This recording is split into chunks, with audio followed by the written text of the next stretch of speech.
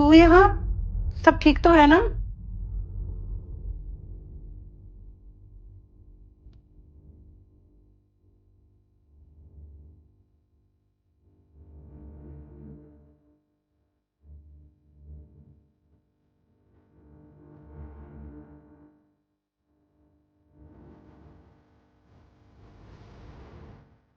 अरे क्या हुआ है, कुछ बताएगी भी अब? माँ, मैंने ना फैसला कर लिया है। अब मैं उस घर में नहीं रहूंगी। ऐसा क्या हो गया जो बात यहाँ तक आ पहुंची? माँ, हर चीज की ना हद होती है।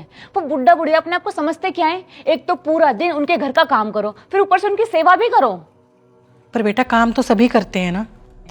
ठीक है, सब करते हैं, मैं भी कर लूंगी, लेकिन उन बुढ़ा बुढ़िया का क्या? कभी खाना बना के दो, कभी चाय बना के दो, कभी काढ़ा बना के दो, कभी कुछ और। मेरी जिंदगी ना बस संजू के माँ बाप के आगे पीछे घूमते घूमते ही निकल जाएगी, मुझे तो ऐसा लगता है। पर तेरी सास को तो अस्थमा है ना। वही तो माँ, तभी तो मैं परेशान हो गई हूँ। दिन में 4 बार दवाइयां देती हूँ उनको, और घर का काम अलग से करो। फिर घर के काम के चक्कर में कभी दवाई देना भूल जाऊं तो संजू आकर मेरे को 4 बार सुना देते हैं कि तुझसे तो मेरे माँ बाप का ख्याल भी रखा नहीं जाता है। देख बेटा, तू जरा सी बात पे ना अपना घर छोड़कर आ गई है। जरा सी बात? आपको ये जरा सी बात लग रही है? मैंने ना शादी उसके माँ बाप की सेवा करने के लिए नहीं की थी। इसलिए मैंने संजू को साफ साफ बोल दिया है कि मुझे अब अलग घर में रहना है, उसके माँ बाप के साथ नहीं रहना है, फिर चाहे किराए के घर में क्यों ना रहना पड़े। क्या कुछ भी बोले जा रही है तू? कुछ भी नहीं बोल रही हूं मैं, मुझे नहीं रहना मतलब नहीं रहना उनके साथ अब।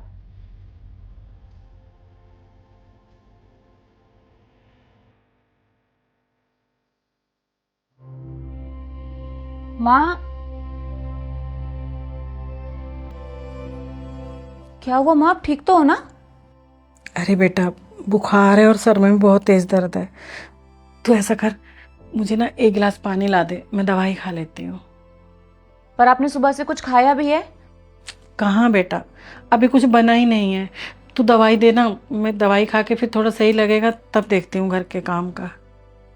माँ, आप खाली पेट कैसे दवाई खाओगी? आप मेरे को थोड़ा सा टाइम दो, मैं अभी आपके लिए कुछ खाने को बनाकर लेकर आती हूँ। और घर के काम की चिंता करने की कोई जरूरत नहीं है, मैं हूं ना, मैं सारा काम कर लूंगी, ठीक है? आप बस 2 मिनट रुको। सुन बेटा, जैसे मेरे बीमार होने पे तू मेरी फिक्र कर रही है ना, ऐसी तो तुझे संजू की मम्मी की भी करनी चाहिए ना। जब वो बीमार होती हैं, वो भी तो तेरी माँ जैसी हैं। मैं आपके लिए खाना बनाकर लाती हूँ।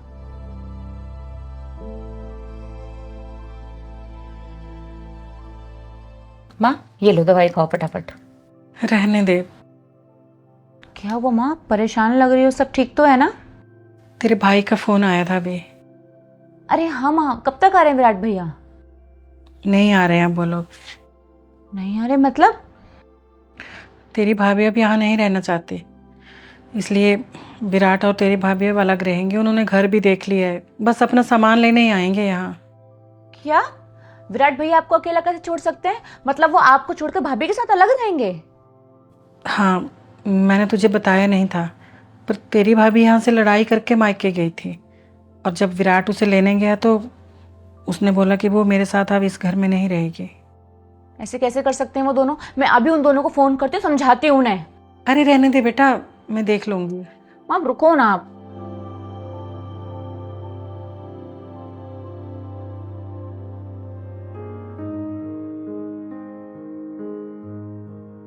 झूठ क्यों बोला आपने मुझसे? मेरी बात हुई है भैया से, वो कल आ रहे हैं, और वो कोई अलग रहने की बात भी नहीं कर रहे हैं।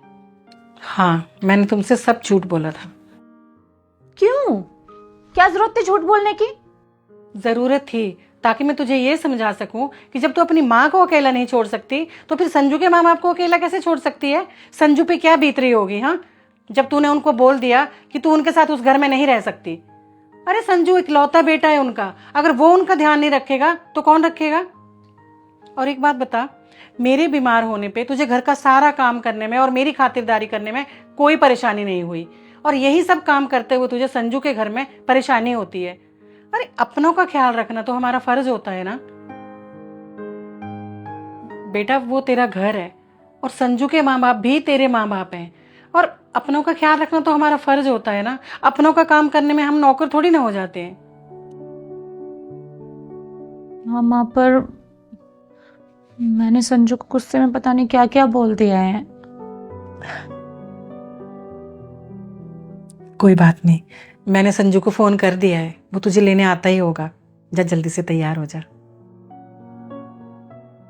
पर माँ, आपको कैसे पता था कि मैं जाने के लिए रेडी हो जाऊंगी? माँ हूं मैं तेरे। बेटा संजू बहुत अच्छा लड़का है, उसने अब भी मुझसे कोई शिकायत नहीं करी तेरी। माँ, आप बहुत अच्छी हो। I love you.